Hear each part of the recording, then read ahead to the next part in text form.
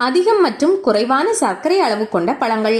சரிவிகித உணவுகளை உட்கொள்ளும் விஷயத்தில் பழங்களை புறக்கணித்து விட முடியாது. அவற்றில் வைட்டமின்கள், அத்தியாவசிய தாதுக்கள், நீர்ச்சத்துக்கள், ஆன்டி ஆக்சிடென்ட்கள் உட்பட உடலுக்கு தேவையான ஊட்டச்சத்துக்கள் ஏராளம் நிரம்பி இருக்கின்றன. ஆரோக்கியமான உணவு பழக்கத்தை பின்பற்றுவதற்கு கட்டாயம் பழங்களையும் உட்கொள்ள வேண்டும் என்று உலக சுகாதார நிறுவனம் பரிந்துரைக்கிறது. அதே வேளையில் பழங்களில் தங்கியிருக்கும் இயற்கை சர்க்கரையையும் கருத்தில் கொள்ள வேண்டும். அது உடலுக்கு நன்மை சேர்க்கும் என்றாலும் அதிகமாக உட்கொள்ளும் போது நீரிழிவு, இதய நோய், உடல் பருமன் உள்ளிட்ட பாதிப்புகளை ஏற்படுத்தக்கூடும். ஏற்கனவே இத்தகைய பாதிப்பு கொண்டவர்களுக்கு நிலைமையை மோசமாக்கலாம். எனவே பழங்களை அளவாக சாப்பிட வேண்டும். எந்தெந்த பழங்களில் சர்க்கரை அளவு அதிகமாக, குறைவாக இருக்கிறது என்று பார்ப்போம். அதிக சர்க்கரை கொண்ட பழங்கள். சரி, இந்த சிவப்பு பழத்தில் 100 கிராமுக்கு 12.82 கிராம் சர்க்கரை அளவு உள்ளது. பேரிச்சை பழம். இந்த பழத்தின் ஒவ்வொரு 100 கிராமிலும் 63.35 கிராம் சர்க்கரை உள்ளடங்கி இருக்கிறது. அதனால் அதிகம் உட்கொள்ளக்கூடாது. அத்திப்பழம். இந்த பழம் 100 கிராமுக்கு 16.26 கிராம் சர்க்கரையை கொண்டிருக்கிறது. ஆரஞ்சு. 100 கிராம் இதை உட்கொள்வது 12 கிராம் சர்க்கரையை உட்கொள்வதற்கு சமம். அன்னாசி பழம். இதன் சர்க்கரை உள்ளடக்கம் 100க்கு 10 கிராம். வாழைப்பழம். 100 கிராம் வாழைப்பழத்தில் 17 கிராம் சர்க்கரை இருக்கும். அது நன்கு பழுத்திருந்தால் 20 கிராம் சர்க்கரைக்கு சமமாக இருக்கும். திராட்சை. ஒரு கொத்து திராட்சை பழம் 20 கிராம் வரை சர்க்கரையை வழங்கும். குறைந்த சர்க்கரை அளவு கொண்ட பழங்கள். பொதுவாக 100 கிராம் கொண்ட பழத்தில் 1 முதல் 20 கிராம் வரை சர்க்கரை இருக்கும். அதனால் அதிக சர்க்கரை இல்லாத பழங்களை தேர்ந்தெடுத்து உண்ண வேண்டும். அவகேடோ. 100 கிராம் பழத்தில் வரும் 0.7 கிராம் அளவே சர்க்கரை உள்ளது. அதனால் இது குறைந்த அளவு சர்க்கரை கொண்ட பழமாக அறியப்படுகிறது. இதனை நீரிழிவு நோயாளிகள் தவறாமல் சாப்பிட்டு வரலாம். பெர்ரி பழங்கள். 100 கிராம் ப்ளூபெர்ரி பழத்தில் 4 கிராம் சர்க்கரை உள்ளது. ஸ்ட்ராபெரி பழத்தில் 100 கிராமுக்கு 7 கிராம் சர்க்கரை உள்ளடங்கி இருக்கிறது. ராஸ்பெரி 5 கிராம் சர்க்கரையை கொண்டிருக்கிறது. கொய்யா. 100 கிராம் கொய்யா பழம் 5 கிராம் சர்க்கரையை வழங்குகிறது.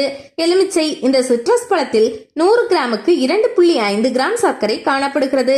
மாண்டரின். இது ஆரஞ்சு பழத்தில் ஒரு ரகம். 100 கிராம் பழத்தில் தோராயமாக 10 கிராம் சர்க்கரை உள்ளது. முலாம் பழம். இந்த பழம் 100 கிராமுக்கு 6 கிராம் சர்க்கரையை வழங்குகிறது. தர்பூசணி.